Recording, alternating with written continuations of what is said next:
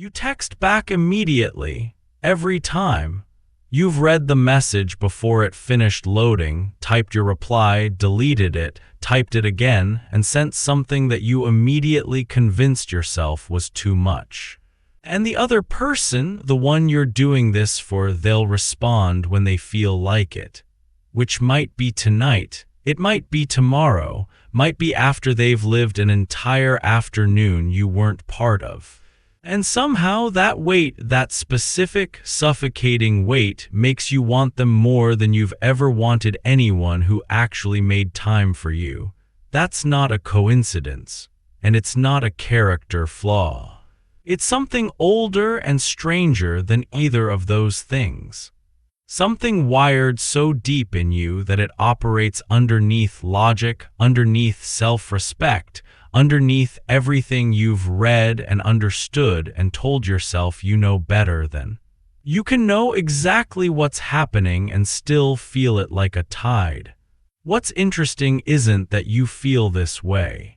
What's interesting is what it reveals about you and about them and about the precise nature of the trap. Because it is a trap, but it wasn't built for you. It was built by something ancient and you walked into it with your eyes open. Maybe you're the one waiting, refreshing, rereading old conversations to prove to yourself that it was real, that you didn't imagine the warmth, that someone who can look at you the way they looked at you couldn't possibly be as absent as they've been lately. Or maybe you're watching someone you love do this, someone smart, someone self-aware, someone who could see this exact pattern in someone else from 50 feet away, and you cannot understand why they can't just stop. Why do they keep returning to something that feeds them so little? Here's what I want you to sit with before I explain the mechanism. The pull you feel toward the person who withholds is not weaker than the pull you'd feel toward someone consistent. It is stronger. Measurably, demonstrably stronger. And the reason why has nothing to do with love and everything to do with what your nervous system was built to do. We're going to look at 4 distinct versions of this, 4 different faces emotional unavailability wears, and by the end, you're not going to feel fixed. But you might feel something shift, a degree or two, enough to change the angle of what you're walking toward. There is a principle in behavioral psychology that the most powerful reward system is not the one that rewards you every time. It's the one that rewards you sometimes, unpredictably, without a pattern you can decode. Researchers have spent decades studying this in animals first, watching rats press levers obsessively, not when the lever always delivered food, but when it delivered food randomly. The rat that gets a pellet sometimes, unpredictably, will press that lever until it can't stand anymore. The rat that gets a pellet every time loses interest relatively quickly. This is called intermittent reinforcement, and your brain runs the same software. When someone is emotionally available to you consistently, your nervous system registers it and relaxes. It files that person under safe and begins the slow, inevitable drift toward taking them for granted. But when someone is warm once and then distant twice and then inexplicably tender again on a random Tuesday night, your nervous system cannot look away. It is locked on, tracking patterns, searching for the variable, waiting for the lever to deliver.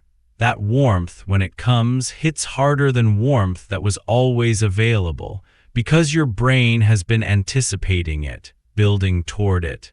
The dopamine that arrives isn't just the reward, it's the reward plus all the waiting. You didn't just get the meal, you hunted it.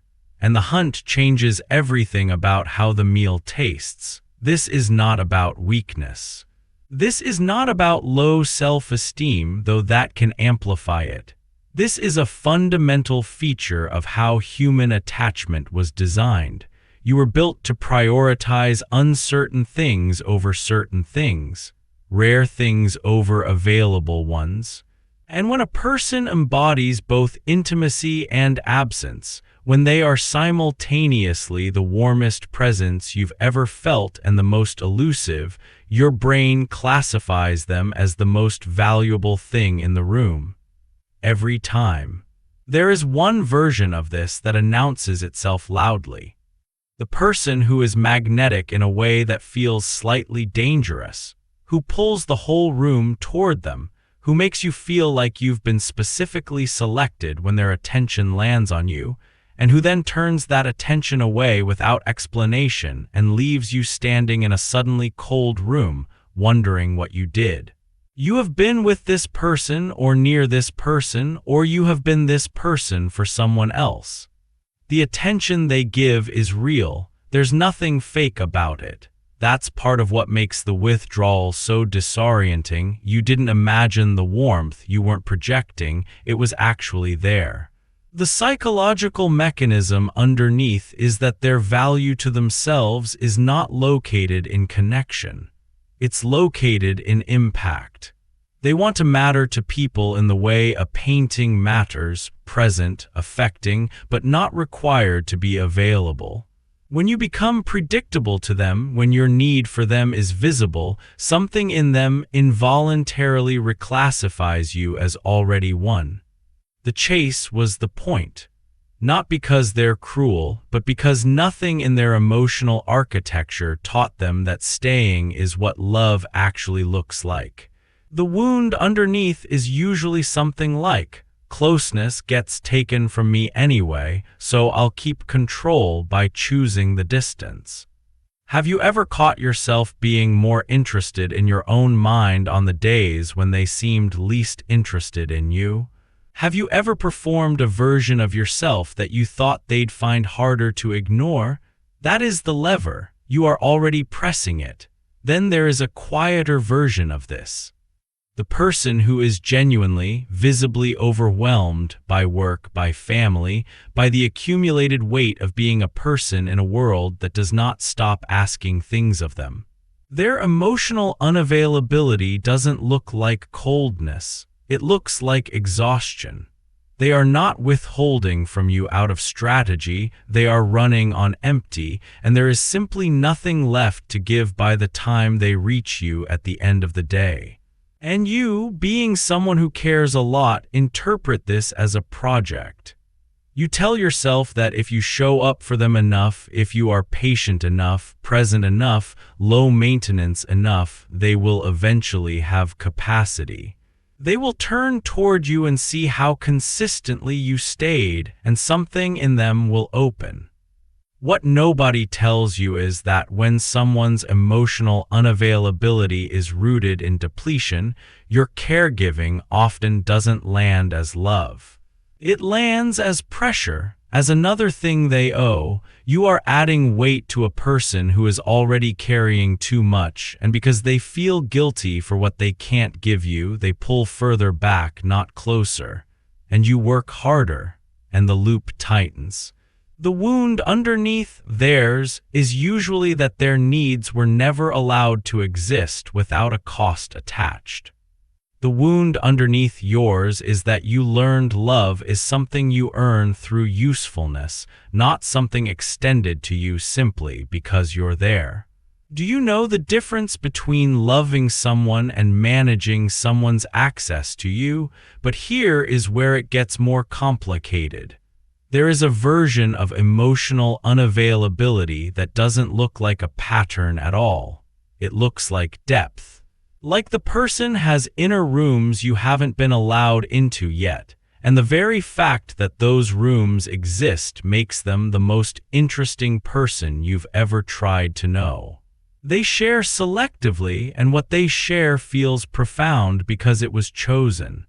They are not withholding from you, or at least, that's not how it feels. It feels like you are being trusted incrementally, and each small trust is a currency more valuable because of how rarely it's spent. The psychological reality is that this person may not be protecting you with their measured openness. They may be protecting themselves in a way that was so formative, so early, that they no longer experience it as a choice. They don't know they're doing it. They have genuinely convinced themselves that this is just who they are, private, internal, self-sufficient. They are not performing a mystery. They are living the long aftermath of learning that being known led somewhere that hurt. The intimacy you get from them is real, and it is also rationed. And you have started rationing yourself back, showing them only the versions of you that you believe they're equipped to receive. You have made yourself smaller to fit through the door they're willing to open. Does it feel like a relationship, or does it feel like an audition that never ends? And then there is the version that is hardest to talk about because it requires a specific kind of honesty. The person who is emotionally unavailable in a partly reciprocal way, which is to say, you chose them, at least in part, because their unavailability gave you a place to put the parts of yourself you weren't ready to look at directly.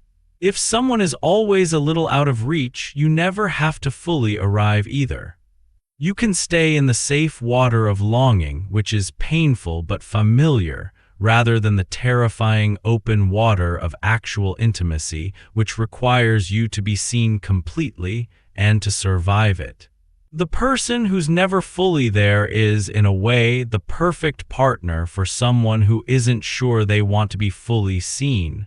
This isn't a conscious contract. Nobody signs it. But if you've ever noticed that your most intense feelings tend to live specifically inside unavailability, that available people feel somehow less vivid, that certainty feels flat where uncertainty feels alive, this might be the thing worth sitting with. The wound underneath is not about them at all. It is about the version of closeness you decided, somewhere along the way, you were allowed to have. Here is what I want to offer you, not as advice, not as a step to take, but as a different lens. You've probably been told, directly or implicitly, that the way you love is too much, too intense, too present, too willing. And you've probably absorbed some version of the belief that the intensity of what you feel is the problem, that if you could just want less, need less, pursue less, you'd be okay. But the intensity of your feeling is not the problem.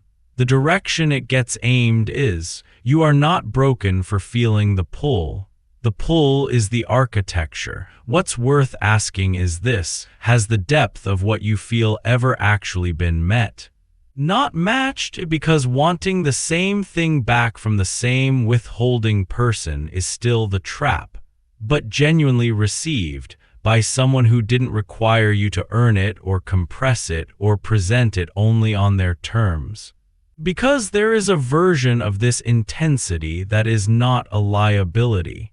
It is the exact thing that makes you capable of connection that most people will never have. The question is not how to feel it less. The question is whether you have ever let yourself aim it somewhere that can hold it. What you actually recognized in this video, not what you wanted to recognize, but what your body already knew before I named it, that's the question worth carrying. Not why do I keep choosing unavailable people, which has an answer you've probably already found, but something harder. Something closer to, what has consistency ever actually felt like in my body, and have I ever let myself stay long enough to find out? Two things are both true at the same time. You deserve more than the lever, and you will keep pressing it until the waiting stops feeling like love.